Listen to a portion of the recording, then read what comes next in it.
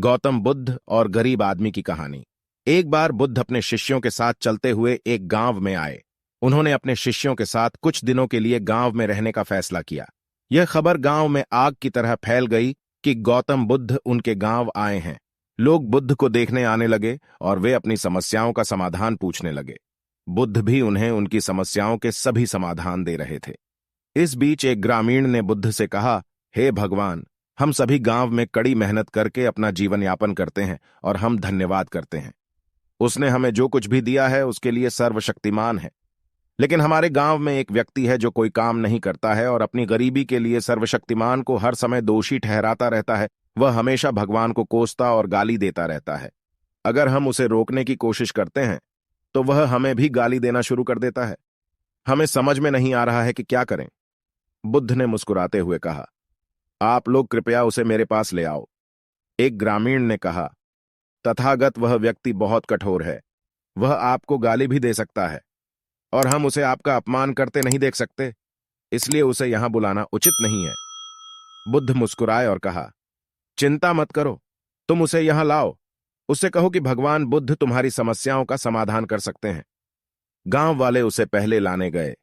उस व्यक्ति ने जाने से इनकार कर दिया और कहने लगा, बुद्ध पाखंडी हैं, वे सभी नकली हैं, मैं किसी के पास नहीं जाऊंगा। लेकिन जब कुछ ग्रामीणों ने उन्हें बताया कि बुद्ध आपकी समस्या का समाधान कर सकते हैं, तो वह बुद्ध के पास जाने के लिए सहमत हुए। वह व्यक्ति बुद्ध को देखता रहा और कहा, आपने मुझे यहां क्यों बुलाया है? क्या आप मुझे बताना चाहते हैं? क्या आप भी चाहते हैं कि मैं सर्वशक्तिमान को गाली न दूं? जो उन्होंने मुझे दिया है उसके लिए गाली क्यों न दूं? उसने मुझे यह बेकार शरीर दिया, लेकिन शरीर के लिए धन की भी आवश्यकता है। सर्वशक्तिमान ने क्यों नहीं दिया? मैं बिना पैसे के इस बेकार शरीर के साथ क्या कर सकता हूं? अगर आप मेरी पैसे की समस्या को हल कर सकते हैं तो यह ठीक है, अन्यथा अपनी बोरी पैक करें और इस गांव से बाहर निकल जाओ। मुझे पता है कि सभी भिक्षु नकली हैं। बुद्ध उसको सुनकर गुस्सा होने के बजाय मुस्कुरा रहे थे। बुद्ध ने उस व्यक्ति से कहा, मेरे दोस्त, मैं न तो आपसे ईश्वर में विश्वास करने के लिए कह रहा हूं और न ही आपको उस पर विश्वास न करने के लिए कह रहा हूं। किसी व्यक्ति के सुख दुख का कारण उसका अपना कर्म है, इसलिए यदि आप कड़ी मेहनत करते हैं तो किसी और को कोसे बगैर आपकी पैसे की समस्या हल हो सकती है। बुद्ध की बात को सुनकर वह आदमी उग्र हो गया और कहा, मुझे आपके व्याख्यान की आवश्यकता नहीं है। आप मुझे एक पाखंडी की तरह दिखते हैं। मैं यहां केवल पैसे की उम्मीद में आया था। मुझे बताओ कि क्या आप मेरी पैसे की समस्या को हल कर सकते हैं, अन्यथा जाओ यहां से। बुद्ध ने देखा कि इस व्यक्ति को समझ में नहीं आ रहा है। बुद्ध ने उस व्यक्ति से कहा, देखो दोस्त, मेरे पास पैसे नहीं हैं और न ही मुझे किसी पैसे की जरूरत है। लेकिन हां, मैं एक राजा को जानता हूं, मैं उससे पैसे दिला सकता हूं, लेकिन बदले में आपको उस राजा को भी कुछ देना होगा। उस आदमी ने कहा कि मैं राजा को क्या दे सकता हूं, मेरे पास उसे देने के लिए कुछ नहीं है। तो बुद्ध ने कहा, राजा का एक बेटा है जो जन्म से अंधा है। राजा के चिकित्सा सलाहकार ने कहा है कि अगर वे एक जीवित व्यक्ति की आंखें प्राप्त कर लें तो वे इलाज कर सकते हैं। राजा के बेटे को आंखों की जरूरत है। अगर तुम अपनी दोनों आंखें राजा के बेटे को दे दो तो राजा तुम्हें तुम्हारे वजन के बराबर सोने के सिक्के देगा और फिर तुम इनसे अपना जीवन जी सकते हो। बाद में उस व्यक्ति ने क्रोधित होकर कहा कि तुम क्या कह रहे हो? मुझे अपनी आंखें देनी होंगी। मैं अपनी आंखें किसी को क्यों दूं?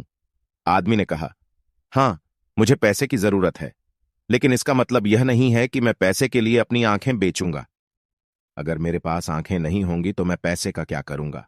बुद्ध ने कहा, ठीक है, अगर दोनों आंखें नहीं दे सकते तो कम से कम एक दे सकते हो। तुम्हारी एक आंख की भी मैं तुम्हें राजा से तुम्हारे वजन के बराबर सोने के सिक्के दिला सकता हूं। उस आदमी ने कहा, क्या तुम पागल हो गए हो? मैं सोने के सिक्कों के बदले में अपनी एक आंख भी नहीं दूंगा। मेरी आंखें अनमोल हैं, मैं अपनी कीमती आंख कैसे बेच सकता हूं? बुद्ध ने कहा, अगर आपको बदले में पैसे चाहिए तो राजा को आपको कुछ देना होगा। उस आदमी ने कहा, मेरी आंखें अनमोल हैं, आप कृपया इस मामले को छोड़ दें। मुझे पैसे की जरूरत नहीं है। मैं किसी भी कीमत पर अपनी आंखें बेचना नहीं चाहता। यह सुनकर बुद्ध ने कहा, मेरे प्यारे दोस्त, अभी कुछ क्षण पहले आप अपने शरीर को बेकार कह रहे थे, लेकिन अब आप कह रहे हैं कि आपकी आंखें कीमती हैं। आपकी आंखें आपके शरीर का एक छोटा सा हिस्सा हैं। अगर आपकी आंखें अनमोल हैं तो आपका शरीर कैसे बेकार हो सकता है? गौतम बुद्ध के इन शब्दों को सुनकर उस व्यक्ति की आंखों में आंसू आ गए और वह बुद्ध के पैरों में गिर गया और रोने लगा। बुद्ध ने उसे उठा लिया और कहा कि मेरे दोस्त, प्रकृति ने हमें यह अनमोल शरीर दिया है, लेकिन अधिकांश लोग इसे अनदेखा करते हैं और खुद को कोसते रहते हैं। कुछ क्षण पहले आप सोच रहे थे कि आपका शरीर बेकार है, लेकिन अब आप यह सोच रहे हैं। वास्तव में मनुष्य को जो कुछ भी मुफ्त में मिलता है वह उनकी कीमत नहीं समझता है।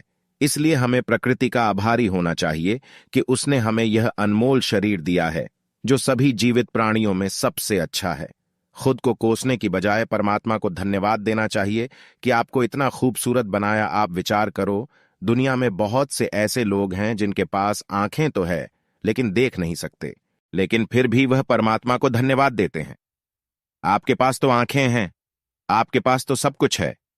प्रकृति ने जिसको जैसा बनाया है उसको खुद को स्वीकार करना चाहिए और उसके लिए परमात्मा को धन्यवाद देना चाहिए। आशा करता हूं आपको इस कहानी से बहुत कुछ सीखने को मिला होगा। यह कहानी अगर आपको अच्छी लगी हो तो अपने दोस्तों और मित्रों के साथ शेयर करें। धन्यवाद।